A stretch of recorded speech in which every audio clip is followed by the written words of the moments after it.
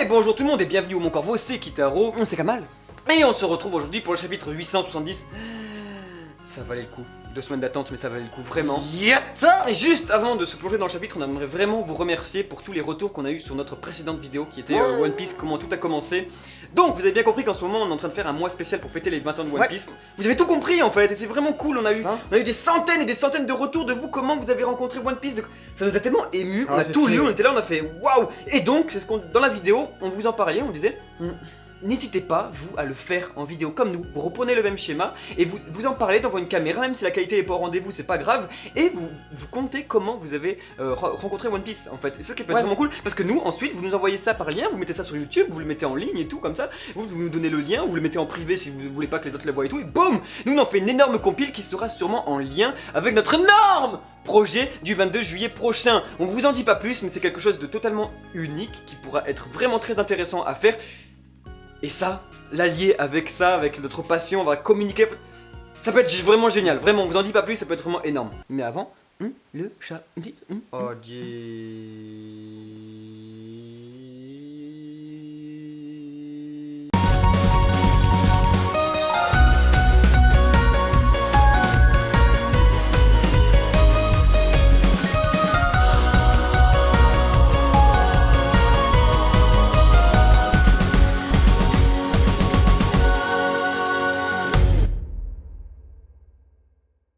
On attendait ça depuis, je crois, plusieurs mois, enfin un empereur en action, comme ça là, qui tape un Big Mom versus Big Father, et en soi, c'est une bonne surprise. C'est une bonne surprise parce qu'on voit le personnage de Capone donc qui encaisse, et on a quand même Big Mom qui, eh bien, même à la vue de sa fille, etc. et tout, eh bien, présente sa colère comme ça, et c'est vraiment ultra enfin jouissif de voir les énormes coups qu'elle donne comme ça, et que le Capone, le château, ne va pas pouvoir tenir très longtemps. Énorme transition en parlant de Capone, c'est en gros le personnage un peu principal de ce chapitre-là, avec Sanji et sa famille, parce que on a en fait, ça y est, le code d'honneur un peu de la mafia et tout, parce que Capone, il faut bien savoir qu'il a aucune pitié, hein, il le dit bien, si je tombe, vous tombez avec moi et tout, mais par contre, j'accepterai pas que mes hommes et ma famille tombent avec. Là c'est cool, donc on voit vraiment un Capone là qui fait vraiment, je vais me battre, je vais me tenir et tout, et donc d'ailleurs même, je crois qu'il y a même une bulle qu'on pourrait dire qui est plus sur la case où ils sont tous en mode oh chérie, là tu sais, où il y a chiffon, etc. Bah il y a une bulle qui est plus, je pense, positionnée du côté de son équipage qui dit Father.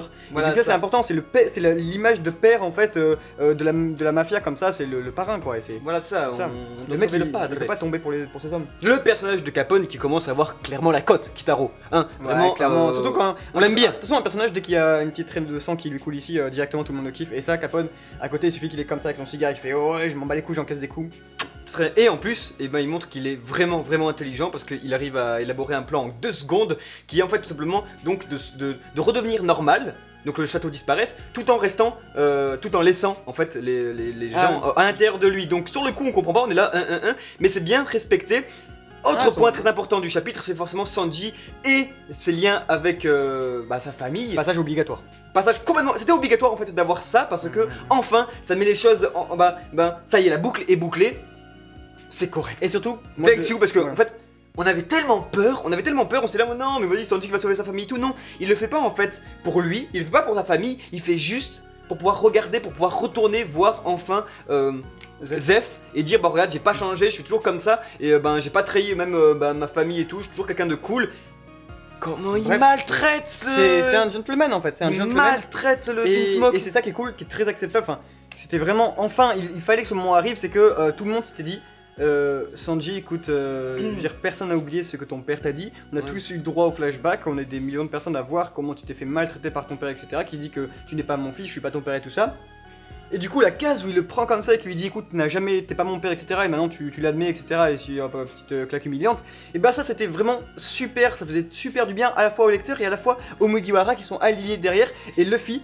Et ça c'était un regard mais ultra cool, le regard sérieux de Luffy, le regard grave de Luffy qui le regarde en mode vas-y, parce que, enfin, Vous vous souvenez tous de la Diable Jambe qui s'est pris sur le crâne là, Luffy, comme ça? Enfin, c'est totalement hallucinant, et Luffy qui le regarde comme ça et qui dit voilà, oui, ouais. c'est bien. Et ça, c'est vraiment cool. On a des caractères et des relations qui sont complètement cohérents, en fait, donc ça fait vraiment plaisir parce que voilà, c'est exactement ce qu'on voulait nous un peu au Mont Corvo, hein, subjectivement, on voulait ça, et c'est très bien parce que les Vinsmoke, eux, ensuite, ben, restent avec leur fierté aussi, grave. et disent très bien, ouais, bon, on n'a pas envie d'être endetté par un vieux mec et tout, donc oui, on va. C'est marrant, ben, ils s'aiment pas, hein, quand même, ils s'aiment pas, et c'est ça qui est cool, mais il y a quand même de l'honneur, il y a quand même un truc, mais juste la phrase, tu n'es pas mon père, l'oublie pas.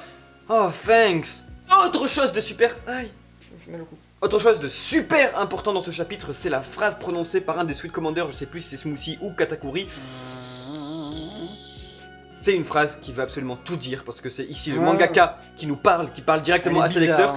On sait pas s'il essaie de briser le quatrième mur ou quoi, mais c'est une phrase qui est tout simplement oui, on dirait qu'on a été beaucoup trop sous-estimé. Voilà, ah oui, voilà, c'est Katakuri, je crois, qui dit ils ont niqué à la fois le mariage et à la fois la tea party, c'est une humiliation. Et après, je crois que c'est Smoothie qui dit ouais, en effet, je crois qu'on on nous a trop sous-estimés. Et ça, c'est très particulier parce que c'est tellement l'effet environnant qui surplombe tellement tout l'arc que Oda il a dû dire lui-même, enfin il a dû le ressentir, il a dû dire putain c'est vrai, et du coup ce qu'ils disent c'est très important, c'est Smoothie qui dit oui on va les prendre et on va en faire un exemple au monde entier. Et c'est vrai parce qu'en fait au final, je crois que très franchement, de tout ce qui va pouvoir se passer, le seul moyen que l'équipage de Big Mom puisse avoir encore sa mini fierté dans le nouveau monde ou quoi, et ben c'est de faire une exécution publique de à la fois Jinbei, les Mugiwara, etc. et des Germa 66 pour montrer au monde entier la puissance de Big Mom. Parce que là sinon ça va faire des échos dans ce monde, et Oda il est intelligent là-dessus. Il y a eu le putain de patron quand même de la pègre du journal, etc. là du... comment il s'appelle déjà le coco machin là. Je veux dire, ça va faire le tour du monde en 4. Mais c'est quand ils veulent. Sans déconner, c'est quand vous voulez, parce que, eh ben, ok, ça sort du château, ça commence à se battre et tout. On a toujours pas vu les Sweet Commanders en action, ou bien si c'est pour se faire victimiser. Mais ce qui est bien d'un certain côté, c'est que pourquoi? Parce que Big Mom monopolise le combat. Ouais, ça c'est mais cool, ça empêche pas cool. que... Enfin, c'est vrai que c'est compliqué parce que Big Mom, on dirait tout le temps cool. qu'elle est en mode et tout ça, je galère et tout ça. Mais à la fois, bah merci, merci Sanji, merci Luffy, merci Judge, voilà, merci Ichi, merci Ichiji, merci Reiju. C'est quand même un monde énorme qu'elle a contre elle, mais enfin, ça empêche pas que du coup on la voit jamais péter des dents. Nogak, jamais. Ah, quand même, Capone, hein. Mais oui, mais c'est toujours par l'intermédiaire de quelque chose. Je pense que ça va arriver parce que il y a déjà deux trucs. Moi j'ai envie de dire deux trucs, Kitaro. Il y a le caractère des Vinsmoke qui est remis en avant, leur relation, frère, plaisir, les sœur Vinsmoke. et tout, parce que c'est vraiment du ouais, on s'en bat les couilles, frérot, c'est une faible et tout, on s'en fout. C'est cool parce que, encore une fois, caractère cohérent. Y a pas de imaginer juste là, Oda il nous balance un non, Serette, je viens t'aider et tout, pourquoi il a pas fait ça avec Sanji et tout. Non, c'est comment cohérent en fait, ils ont aucun sentiment, rien, c'est plat, c'est totalement plat, sauf le père, il faut pas oublier, parce que le père a chialé et tout, il a encore des sentiments, mais voilà, c'est comment Oda est hyper fidèle à ses personnages. Donc, le truc qu'on se pose tous, est-ce que on va avoir un Enies Lobby? Moi c'est ce que j'attends, tout simplement parce que pour pouvoir mettre en avant donc la force des commandeurs, pouvoir montrer un peu leur puissance, pouvoir montrer la puissance de chacun et tout, il va falloir que ce soit du pur shonen. Est-ce qu'on va avoir une écriture purement shonen parce que ça y est, Luffy part dans le combat avec Sanji contre l'empereur et tout. Est-ce que donc on va avoir un chacun, un Vinsmoke contre un Sweet Commander? Donc ils ont Sanji, ils ont le poneglyph, ils peuvent très bien partir, mais ils vont peut-être pas le faire. Ça va avoir du combat et c'est ce qu'il faut, moi je trouve. Oui, en fait, c'est l'aspect de duel qui nous manque terriblement depuis Luffy Crackers. C'est Ichiji contre Monsieur Katakuri, Niji contre Madame Smoothie, Luffy et Sanji contre truc. Mais le problème c'est qu'il y a tellement un rapport de force tellement chelou que le duel il va nous manquer parce qu'il va pas forcément être là. Ça va faire une sorte de Marineford, c'est-à-dire que ça va être une rencontre, Luffy contre Mihawk, un truc comme ça. Ça va être. Mais par contre, ce qui est inquiétant, c'est que Luffy et Sanji sortent. À ce moment-là, c'est tellement niqué. À ce moment-là, il y a tout qui est surniqué. Pour de vrai, il y a tout qui est fini. Je veux dire, là, encore une fois, pour remettre les choses à leur place, il faudrait vraiment qu'Oda les fasse se battre parce que le gars, il avoisine le milliard de berry, il s'est toujours pas battu, tout le monde dit qu'il est surcoté, d'autres qui disent que non.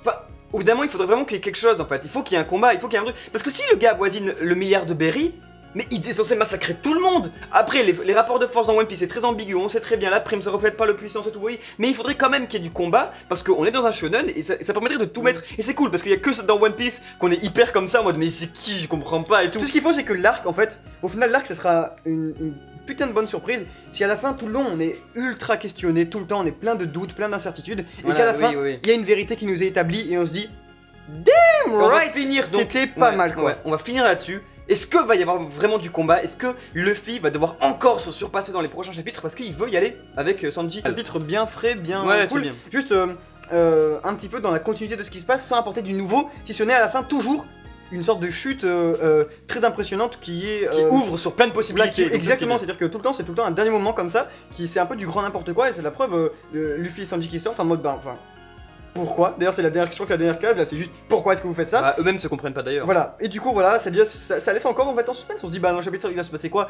Dans le chapitre cette action avec un peu de chance elle sera expliquée. Pourquoi? Parce qu'à la fin il y en aura encore une autre et on dira bon bref. Et du coup c'est cool, ça avance, ça se termine aussi et Ça s'annonce bien. Ça s'annonce même très bien. mais ce qui s'annonce mal Kamal c'est quoi? C'est que cette vidéo est terminée. Shimatane.